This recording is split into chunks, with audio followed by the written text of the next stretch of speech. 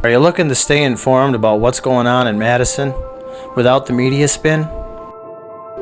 Well, here's the latest news from the Wisconsin Assembly Chambers brought right into your home. Directly from the office of your representative, who truly values his constituents' feedback and in always working hard on the issues that matter to you. Welcome to the Ramthun Report. Hello, fellow patriots. Let's get you updated on what happened during this busy week here in Madison. Those of you with election integrity concerns will definitely want to watch this episode to the end. This week's hot topics include an announcement for our vets and developments on how Evers was found unconstitutional a second time. Rep. Ramthun talks on the progress of his Assembly Bill 51, and we show a short clip of his testimony. We get a response to Crystal Lawful of Hartford's Ramthun Request, and we end with some excellent election integrity news that I know that you would like to hear. As always, don't forget to make your Ramthun request by following the link in the descriptions so we can bring your issues to the table. First, let's hear Representative Ramthun talk about the award he will present to our veterans this weekend and hear about how the governor was found unconstitutional a second time for his actions against our Wisconsin small businesses. Good morning, everybody. 3 things to bounce off of you today, FYI, not in particular order. A nice plaque right here for the Legion Post in Allington, Wisconsin. Post number 483 is going to receive this recognition on Saturday at 5 o'clock for all that they do for veterans for 75 years. So God bless these guys for what they did. I'm looking forward to that. Item number 2, yesterday the Supreme Court did what I hoped and expected. They ruled the actions of the governor, yet 2 in a row now, unconstitutional for what he did to bars and restaurants last year. This situation plays right into my accountability elements. I'm going to be watching and working with this matter very closely. I have great sorrow for the businesses that were shuttered, and now we find out that it was the wrong thing to do and it wasn't allowable, yet it happened anyway. So we're going to have to do something to help them recover, number 1. Number 2, I want to do something to help them never have to suffer like that again. So the accountability factor element is on the front burner.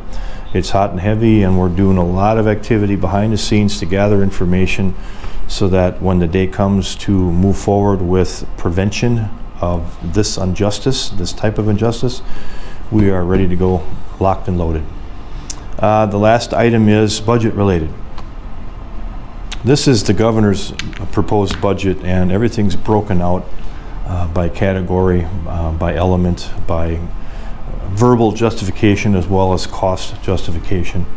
And I found out something very interesting yesterday that I'm going to leverage the heck out of. A budget motion request doesn't always have to be an ask. It doesn't have to be something to cost general purpose revenue dollars or new money of the constituents of the taxpayers of the state. It can be an ask to reduce something or eliminate something. So in the very near future, I'm going to do a little segment like I am today to tell you how much I chopped out of this book. It'll probably be several minutes worth of expression, but I do expect to have several items from this proposal stripped, reduced, and I look forward to that. So my activities in the biennium budget process are going to be hot and heavy.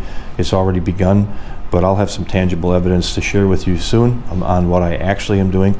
And of course, the listening sessions we're having, starting with Monday, the 19th, from 4 o'clock to 5 o'clock in Slinger, is a way where you can come and say what you'd like to see stripped out too. So I'll have this book with me there. If you want to take a look at it, you can. Be ready for the numbers. They're staggering. But we'll get it right. So look forward to working with you on that. Have a blessed rest of your day and a great weekend. Talk to you soon. Bye. We hope you know that Representative Ramthun's office is dedicated to finding a solution that holds those that infringe our rights accountable. Stay with us as we work to restore the government of, by, and for the people. Now we can hear Representative Ramthun talk about his progress on Assembly Bill 51 and watch a short clip of him in action as he testifies in the Campaigns and Elections Committee. Just got out of the Campaign and Elections Committee hearing that was held for Assembly Bill 51, which is the declaration of non-candidacy. It's my bill. It's a rerun from last session. It did not get through the Senate due to the COVID deal. They never had their last session rather on the 24th. So anyway, the hearing went very well, actually. Had some great questions, good dialogue, good discussion, and had answers for everything for these guys. So this should be rock and roll with AB 51. I look forward to having this get through to the Assembly floor and hopefully passage and finally law. We need to address this. It's an election-related thing. It keeps the nefarious things from happening prior to elections where people can manipulate the outcome, and that's the core of the bill intent, is to get away from the deviousness that can occur with local government seats, school board, county board, village, stuff like that. What's the practical nature of it?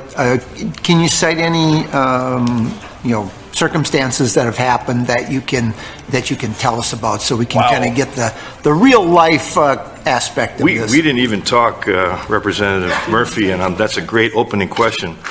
On a personal note, as a seated school board member for a district I will not name, we had that very thing happen, where there was a 3-seat race for a spring election a couple years ago, and 2 of the people who were seated were not running, and nobody told anybody, nobody said anything, and it was quiet until after the January 6th filing period for the seats, all 3 seats.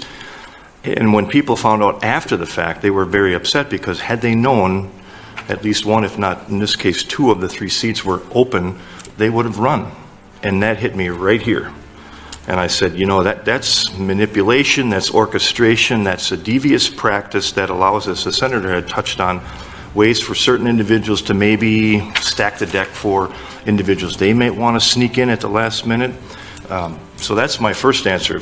It hit me directly, right at my local board race. I will tell you that last year when this bill was first launched, there were individuals, I think Senator Bernier had a story from the county level where, and there was another person who talked about a mayor position where the same thing happened. Everything was kept quiet, nobody knew, no one was running, and all of a sudden this individual that had been picked by a group of people filed their papers like 2 minutes before the deadline to get on the ballot and basically manipulate the outcome of the election.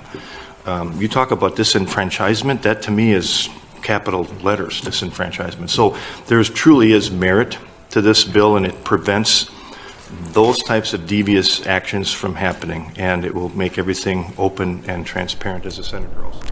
If you'd like to see his full testimony, please watch our Ramthun Report episode 11.5 so you can see him knock this bill out of the park.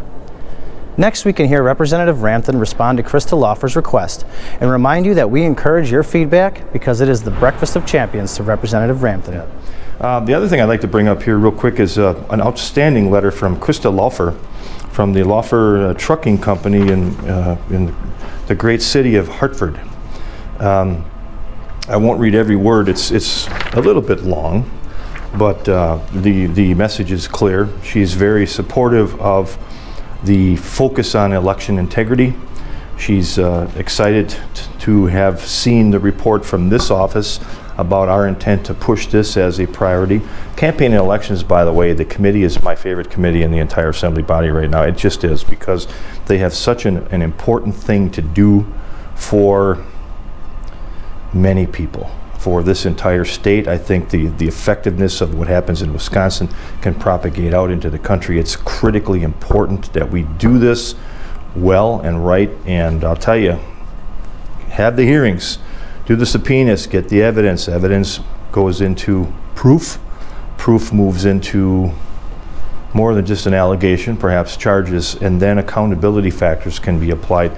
We've got to not only fix what happened and prevent it from happening again, but I think the people who helped make it happen have to be held accountable as well. So I'm looking for a complete package of success on doing the right thing.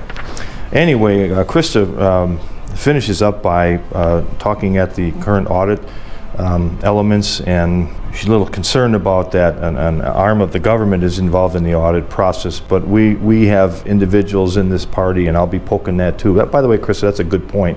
I want to check the validity of all the data that's gleaned from these hearings to make sure that it's believable and trustworthy. I don't want people throwing numbers at me and burying me in data to layer it with bureaucracy to deflect. We've got to get to the brass tacks of this deal, and I think there's some good people on that committee, and individuals like myself will make sure that we toe the line right. So she thanks us again for the hard work, and she appreciates my service, and I'm grateful. Thank you. And she enjoys the Ramthun Report. So we try to do what we can to help everyone know what's going on here, and I can't do it without you, and I do it for you. So keep the comm lines open, keep the questions and comments coming, keep the views up, making sure that we believe that what we're doing is what you like, and we'll continue. If you don't like it, we may not continue it. So the ball's in your court. Have a great and wonderful day. Be blessed. Bye now. Since we had such a busy week here, I would like to take a moment to update you on a few important developments on election integrity. Do you remember that hearing from Eric Cardall that talked about the nonprofit money being funneled into urban areas during the election process? Well, on Wednesday, the Senate passed SB 207, which looks to provide a penalty when private resources are used for election administrations and appointing election officials. This is very good news. We also heard it brought up on the Assembly side as AB 173, so we are making some progress on election integrity. Once it passes in the Assembly Committee, it will go to the Assembly floor for a vote and make its way up to Evers' desk. I thought you would like to know there was a Senate committee hearing Thursday morning that introduced 3 bills in the Committee on Elections. Senate Bill 204 talks about a penalty for mishandling of absentee ballots and electronic voter registration. Senate Bill 205 talks about penalties with mishandling of absentee ballots in residential care facilities and retirement homes. And lastly, Senate Bill 211, which requires the Elections Commission to prescribe a form and instructions of absentee ballot application to help clarify the process. After these bills pass in committee, they will go to the Senate for a vote, and once they pass there, we will see their Assembly companion bills go to the Assembly side to follow the same process. This concludes this week's episode of the Ramthun Report. Don't forget to check the links below and make a Ramthun request.